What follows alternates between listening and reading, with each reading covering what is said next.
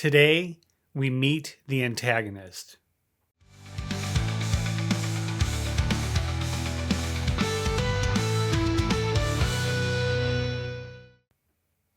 Welcome back to Writer's Theory. I'm James. I'm here on day 31 writing a novel, and I'm trying to get this novel written in less than 90 days. Today, we'll see the first major point of view shift in the story. So up to this point, we've followed Cole Mercer through various stages in the past couple of years of his life. And we've alluded to an antagonist who, in the very beginning, my outline had him named McGraw. And I didn't like that name so much, so I changed it to Shaw for a last name. So this character has been referenced, but never seen. And so this chapter that I'm starting now, we'll get to meet Silas Shaw for the first time and take on that point of view. The point of view, I'll probably talk more about this at another time, but I've been experimenting with the point of view from while we follow Mercer, but I'm struggling with it a lot where I want to say certain things, I want to get certain points across, but I've created a barrier that is hard for me to cross and tell the story I want to. So I'm shifting a little bit when I follow Cole Mercer around. And here in this scene following Shaw, I now... I'm removing that boundary and really seeing more through the character's perspective. It's still third person, but I have opened it up a little more just so I can explore themes a little better. So my experimentation on point of view, I think I'm going to limit how much I step outside of my own comfort zone just so I can carry on with the story without losing progress. Anyway, today we're going to meet Shaw for the first time. This is day 31, and well, let's get to it. And so you can see here, this is my outline for chapter 5. So I'm just reviewing this here, getting a little more comfortable with it, and then I just go ahead and start chapter 5. Again, not super fancy with the names on the chapters, just keeping it real simple, more of an organizational system than it is how cool is this chapter name. I will, of course, come back and adjust the chapter titles, but at the beginning, they're unimportant, and the story itself will actually inform the chapter titles more than they will inspire the story itself. And so we meet Shaw with his big fancy suit, and I really wanted to create a contrast in between Shaw and the people around him. And so I settled on a new person to basically be his assistant in this young man that shows up in Shaw's office. And I wanted this to have a sense of disparity between their stations in life, where Shaw is wealthy and respected and powerful, and this young man shows up and is wearing his dad's old suit just so he can look professional for his job. So I wanted Shaw to show off to this kid in a way that would make the kid kind of feel bad. Really trying to establish Shaw as just not a pleasant person.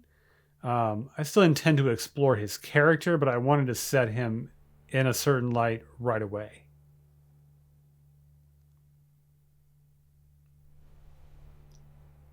So I really don't know where I'm going with this particular scene, except to set a foundation for what I feel about the antagonist and what I hope the reader does too.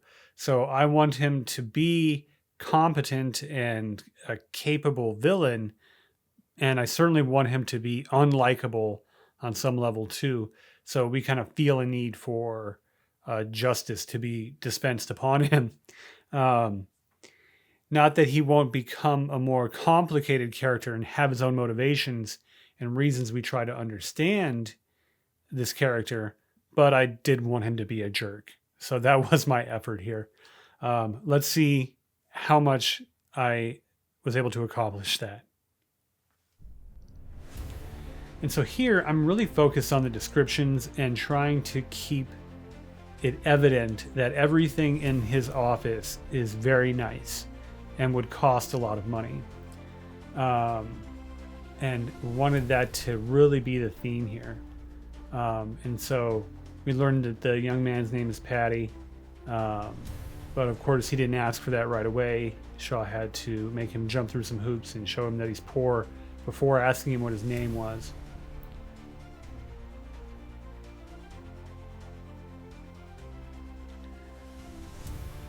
So I think I did a good job here of keeping these characters in a certain consistency.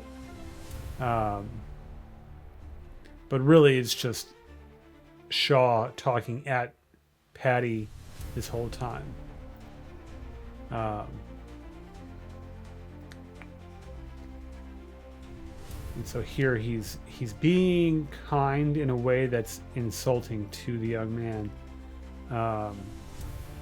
Whether he understands that fully or not, I guess remains to be seen. But he's like basically telling him to go and to buy a suit across the street, and he's giving him money and telling him not to come back until he appears presentable.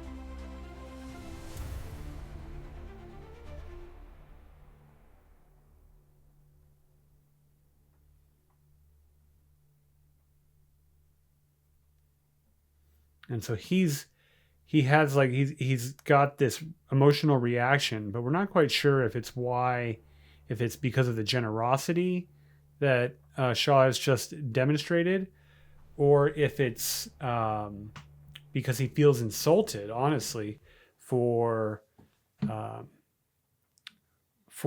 being told that he's got these old clothes and he obviously can't afford them if it's not given to him.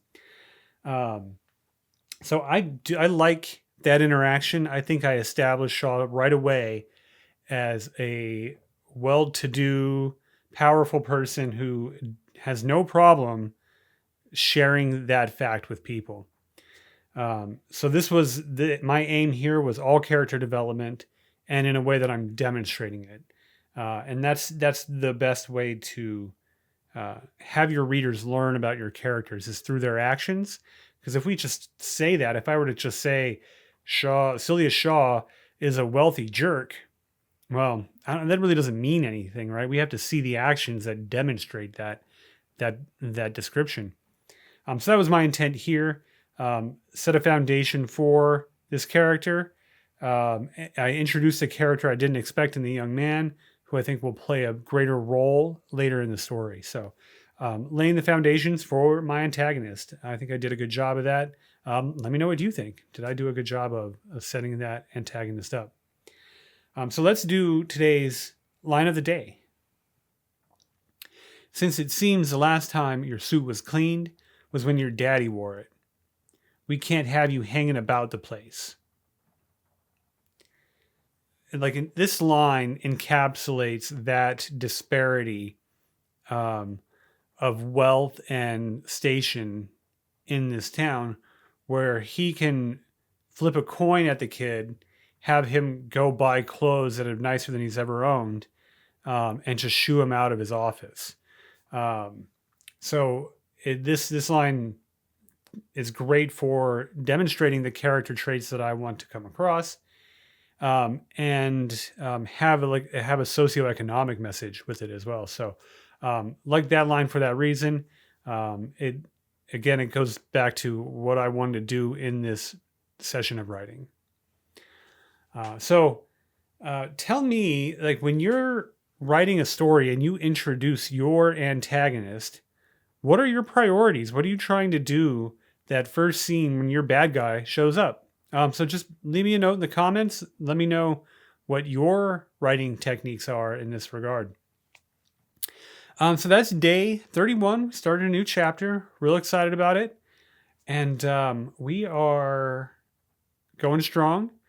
And if you're enjoying these videos and you want to see if I make it to a completed novel in less than 90 days, well, click the like and subscribe button, and I will see you tomorrow.